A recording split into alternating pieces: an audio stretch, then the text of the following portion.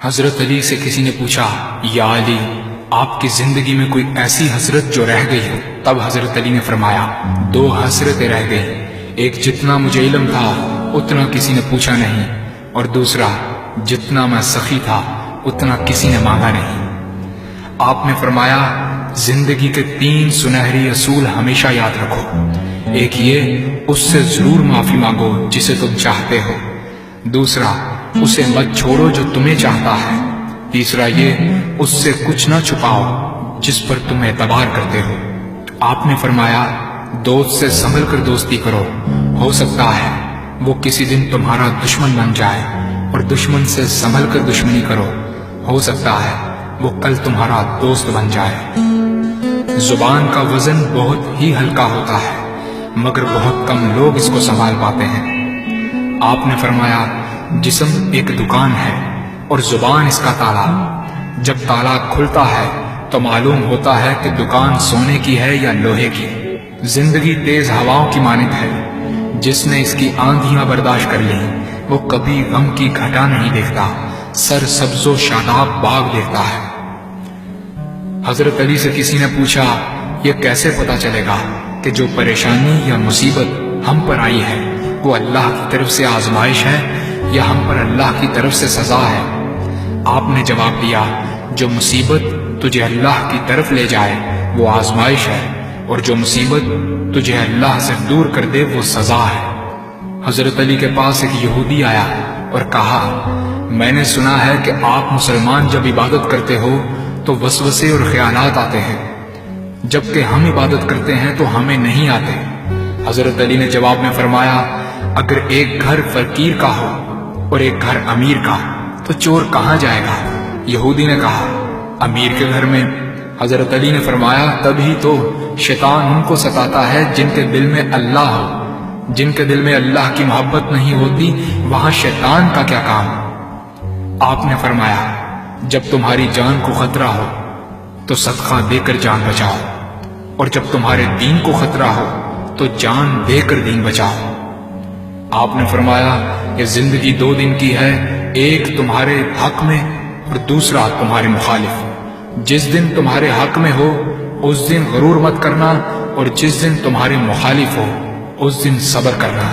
کسی کی مدد کرتے وقت اس کے چہرے کی طرف مت دیکھو، ہو سکتا ہے اس کی شرمندہ آنکھیں تمہارے دل میں غرور کا بیج بو دیں۔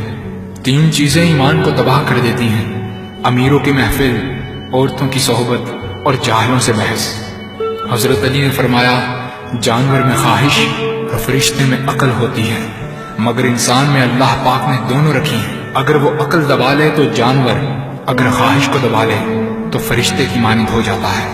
آپ نے فرمایا، اپنے جسم کو ضرورت سے زیادہ مت سنوارو، اسے تو مٹی میں مل جانا ہے۔ سنوارنا ہے تو اپنی روح کو سنوارو، کیونکہ اسے رب کے پاس لوٹ کر جانا ہے۔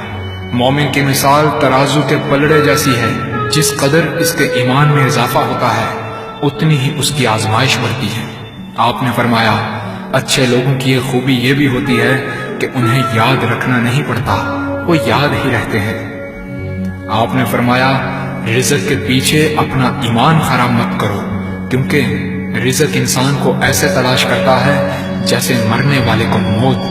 حضرت علی نے فرمایا، رشتے خون کے نہیں احساس کے ہوتے ہیں، اگر احساس ہو تو اجنبی بھی اپنے ہو جاتے ہیں، اگر احساس نہ ہو تو اپنے بھی اجنبی ہو جاتے ہیں۔ ایک مرتبہ قصاب آواز لگا رہا تھا، تازہ گوشت ہے لے لو۔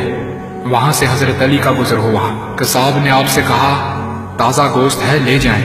حضرت علی نے فرمایا، آج میری جیب اجازت نہیں دیتی۔ قصاب بولا، میں آپ سے ادھار کر سکتا ہوں۔ اس سے آپ نے ایک بہت حکمت سے لبریز جملہ ارشاد فرمایا۔